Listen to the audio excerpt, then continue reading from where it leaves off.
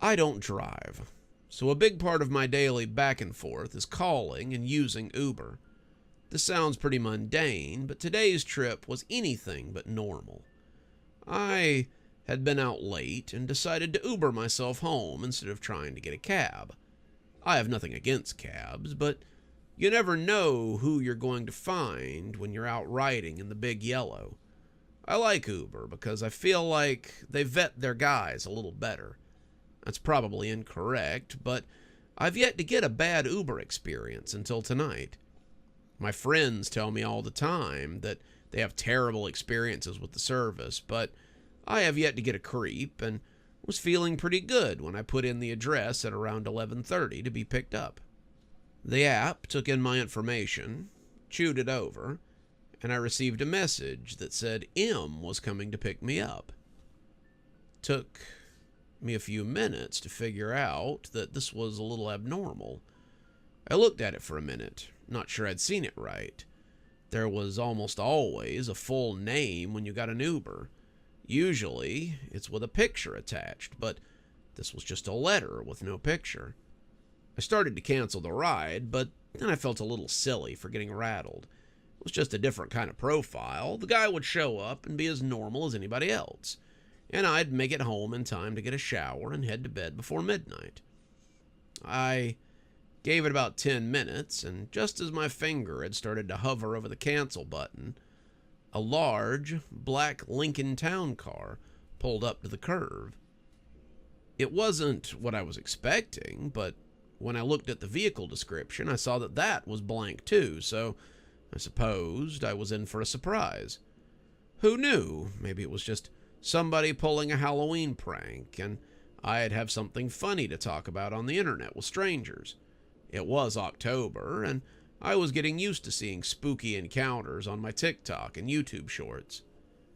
As the car came to a stop, the door popped open on its own. I expected a creepy voice to tell me that my ride was here, but the inside was as silent as a grave. Now, I was pretty sure that it was a Halloween prank. It was a couple of days before, and it sounded like somebody had decided to get a little festive. This would definitely be something I could tell my friends about the next day, so I just shrugged and climbed in. The door closed as I got in, and we headed towards my apartment.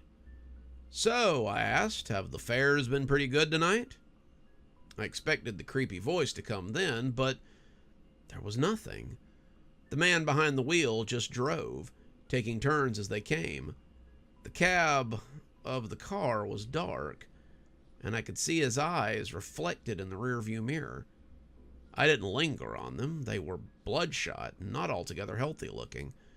They stared unerringly at me in the rearview mirror, and I wondered how he could drive so well while not looking at the road. I looked behind the seat because sometimes you get a little information card down there, but there was nothing but the little pocket that sits behind most seats. I didn't feel like I was in danger or anything. This was still just someone's idea of a joke, and I suppose I would get a little spooked, and then he would laugh and tell me it would have all been a prank. That's how it seemed to work these days. Everybody had their phones out and was pulling little pranks on each other. And I supposed by the end of the night I'd be on someone's YouTube channel. If he didn't want to talk, I supposed I'd just sit quietly and say nothing. The longer we drove, the harder it became to maintain. I kept looking back at the rearview mirror, looking at his eyes as they stared at me with such intensity. It was impossible not to notice. They never budged, and the man didn't seem to blink. I tried to look out the window, tried to look at anything besides that little mirror, but the longer the ride went on, the more difficult it became to look away. Weren't particularly nice, but they were almost mesmerizing in their otherworldliness. I could see every vein that stood out in the whiteness of that orb. I could see the little wrinkles at the corners of his eyes.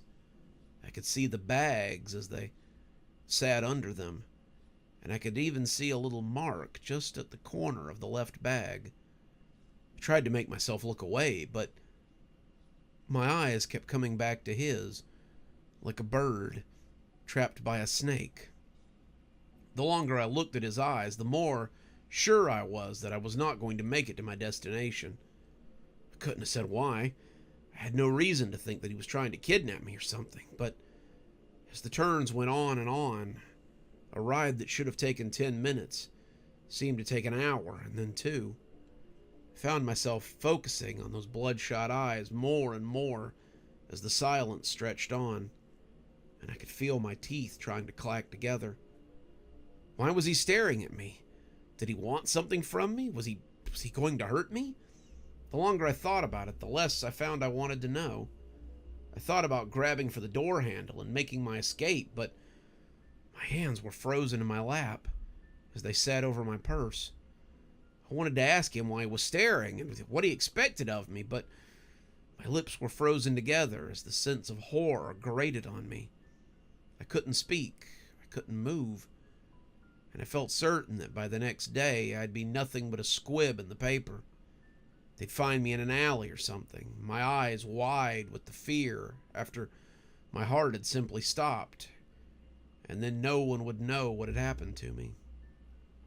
I tried to shake my head and tell myself I was being ridiculous, but the longer I looked into his eyes, the more sure I was of his intention.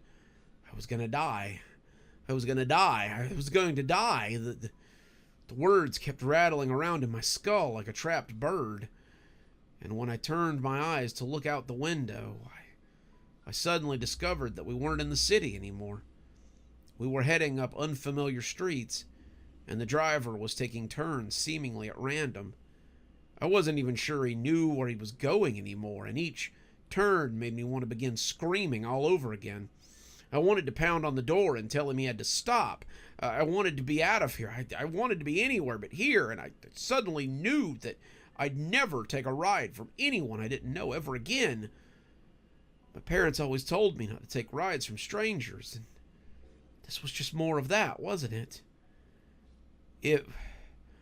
I was in the car with someone I didn't know, and their eyes were boring into me like they knew all my secrets and all my sins, and it went on like that for some undetermined amount of time as I sat and prayed that I would one day be able to return home and know peace again. Suddenly, he was going faster. He increased to 40, then 50, then 60, then 70, and then he was taking those turns at a speed like something out of a carnival ride. He was going so fast that there was no way he could have known whether he would make the turn or not.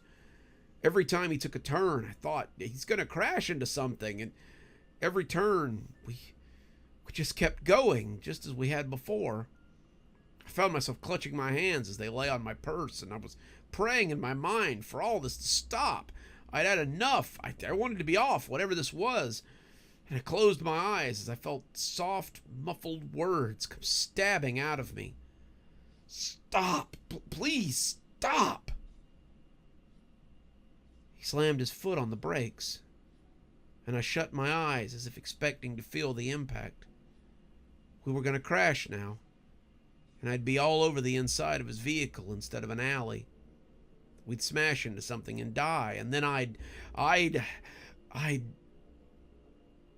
opened my eyes, and we were suddenly in front of my apartment.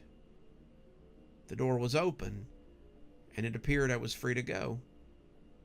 I looked at the dark miasma where the driver sat, and before I could stop myself, I thanked him. I feel foolish for it now, but I was thankful. I thought for sure I was going to die, and that no one would ever be the wiser. But instead, I'd been allowed to live, and that was something worth celebrating. I got out of the town car, making sure I got my purse, and as it rolled away, I felt a sudden, overwhelming sense of happiness. It appeared that I was right, because as I sit here now, I'm sharing this with strangers. I was hesitant to tell people. Some of you might actually seek out this stranger and his otherworldly Uber. But if you do, at least you know the experience is worth the price tag. I've yet to be charged for whatever strange cab service that was. And I'm not sure I'll ever sign up for something like that again. After what I experienced tonight, I think I may be a little less picky about taking a cab. Good evening, everyone. It's me, Dr. Plague. Thank you so much for joining us for tonight's show.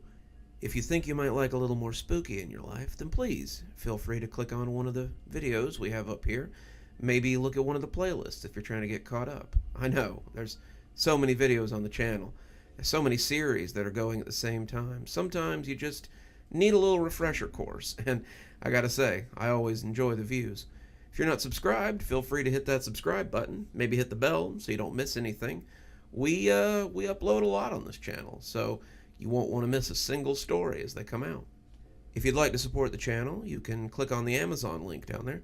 There's quite a few books in my Amazon account. You can have a look, and if you'd like a signed copy, get up with me through email, and I'll be happy to work something out with you. Also, there's links to my Patreon, and you can become a member on the channel if you'd like your spooky a little bit early. Patrons and members on the $5 tier get their videos 12 hours early. That's in the morning as opposed to in the evening. Patrons at the $10 level also get a signed copy of my book anytime I write one. Speaking of my patrons, you should see them appearing right now. Just wanted to take a minute to say how much I appreciate all of you. Patrons, subscribers, however you give to the channel. I really appreciate everything you do, and it truly touches me that you have chosen to support the channel in this way. Well, that's enough for now. Till next time, Dr. Plague, signing off. Have a wonderful evening.